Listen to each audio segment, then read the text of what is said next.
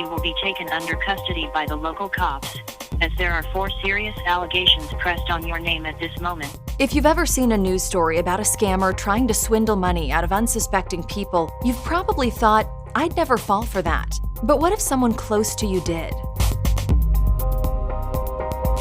Millions of Americans every year are swindled out of hundreds, thousands, or even hundreds of thousands of dollars by scammers.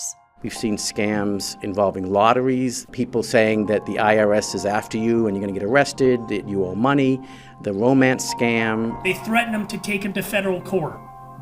They threaten to freeze their assets, or they threaten them with criminal prosecution and penalties. They want to get you into this heightened emotional state, so you're no longer even considering why something might be a scam. The tactics used by scammers are constantly evolving and getting stronger every day. What if they pretended to be someone you know, like a police officer, a community leader, or even your lover? Romance scams are among the most popular forms of deception out there, preying on vulnerable people looking for love. Sarah's elderly mother is the victim of one. He is gaining her trust over ours. He's won her over without a doubt.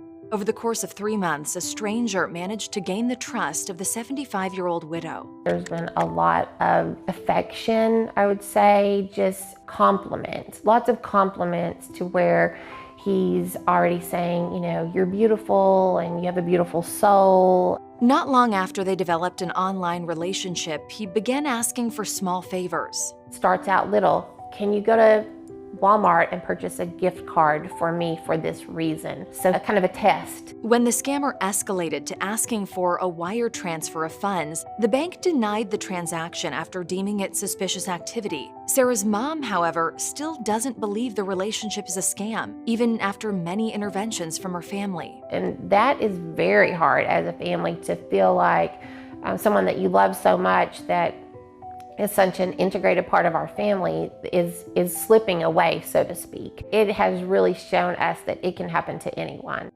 Senior citizens like Sarah's mom are a common target for scammers, but not always through romance. In Gorman Johnson's case, a scammer convinced him he'd won the lottery. A guy called me, said he was from American Cash Awards, and that I had won I was the 3rd prize winner for $850,000. I've never heard of it before.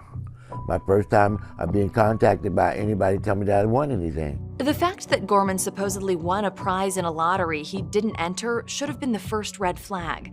The second was when the scammers also asked him to send them payments to secure his prize. When the prize money checks they sent to Gorman bounced, he realized it was a scam. But by then, it was too late. He had already lost $20,000. I probably will never get that money back. But one thing that should happen to them, that they don't not scam anybody else. Scammers pretend to be everything from collection agencies or the IRS to kidnappers asking for ransoms. Many of these scams rely on fear and creating a sense of urgency that forces the victim to act quickly or face unpleasant consequences.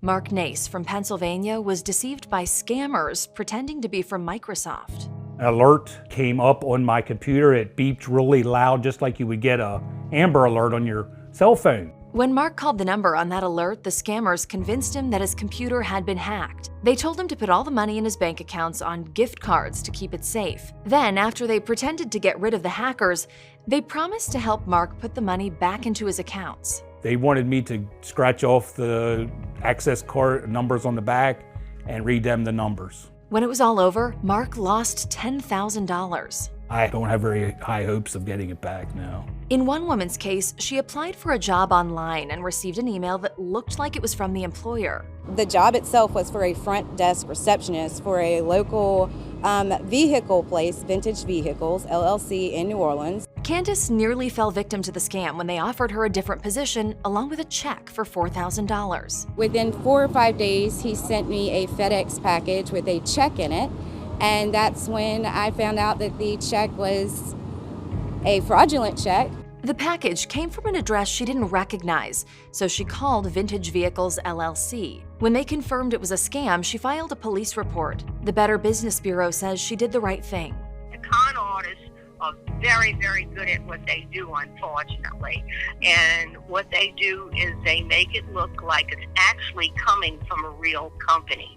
Scammers have more than convincing impersonations and fear tactics at their disposal. They can also fake their phone numbers to make it look like you're getting a call from your local area code, when in reality, they could be located thousands of miles away. Just because it says 603 as the area code doesn't mean it came from New Hampshire. It probably is coming from outside the country. So there's no way to depend on the caller ID information. It's essentially useless. Some of these con artists keep lists of phone numbers of scam victims and continue to target them over and over. Sometimes they'll even sell those lists to other scammers, forcing victims to change their phone numbers to avoid being called by multiple scammers many times per day. They call with different numbers so often that's almost impossible to track who's calling and where from. This problem is like whack-a-mole.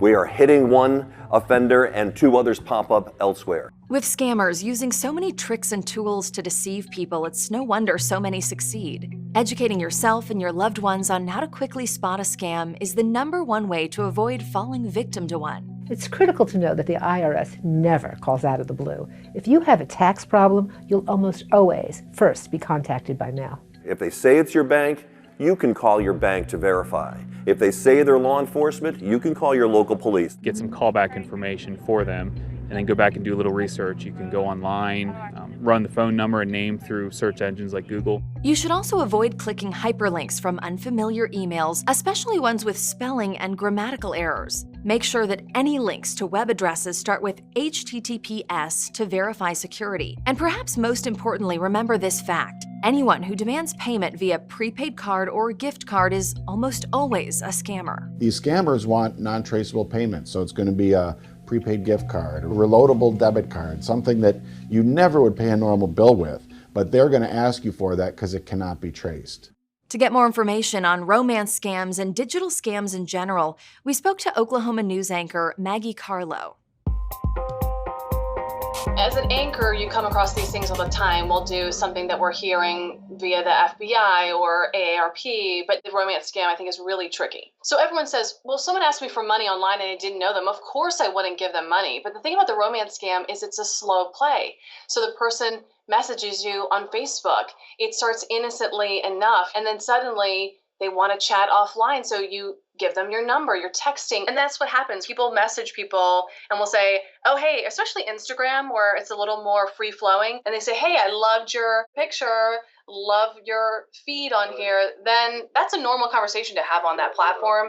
So you have to be careful to figure out, okay, when does that turn from a normal conversation into, wait, this person is not legit and they're out for something else. So Maggie, you covered the story we mentioned at the start of this episode about a woman whose mother was the victim of a romance scam. This woman has been duped by this person online. It took months before he asked for a little bit of money. And at that point, her heart was involved. This is like her companion. Even though her family was there to support her and say, Mom, this isn't real. This person isn't real.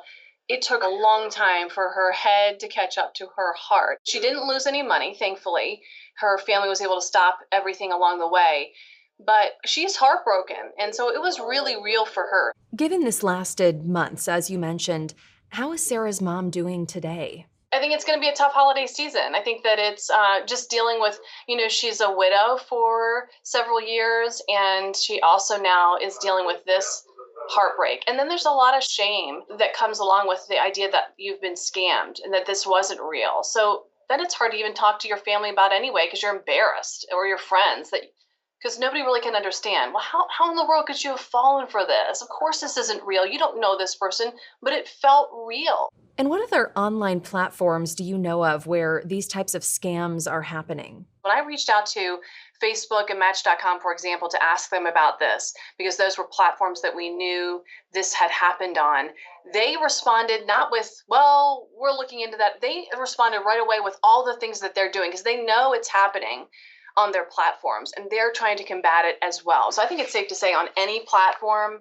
that anyone is on that you love or that you're on, this could happen to you. I think the thing is too, is for family. If you have anybody that's older and they're online, they're on Facebook, a lot of times grandparents are on Facebook, they're on there to see the grandkids' pictures and they're chatting with their friends. I think every family has to have that conversation with their loved one that's older and has to ask, are you chatting with anybody that you don't know? Have you met anybody online that you didn't know? It's kind of an uncomfortable conversation because you're now being put in the position of the parent almost with your parent. But I think you have to ask that question. Right, and victims of digital scams can lose hundreds, thousands, tens of thousands of dollars. What do you think makes these digital scams so successful? I think it's just the reach of the internet. So when these scammers are scamming, they're trying with tens of thousands of people. So they just need one. They need one person to respond, and then that's the hook. It's not just one person. They're working in teams.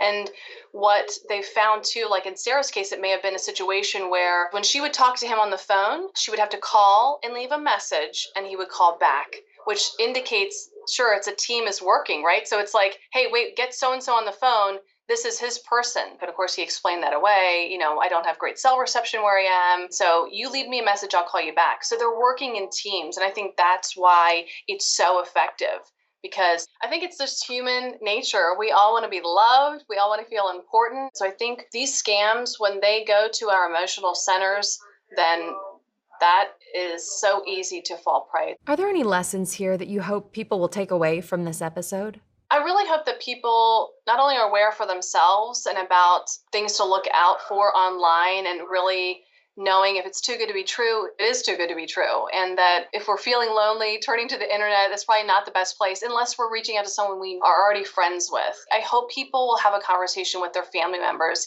even ones that aren't older. And I hope that people do, after seeing this story, not only protect themselves, but want to look around and see who else they know might be vulnerable.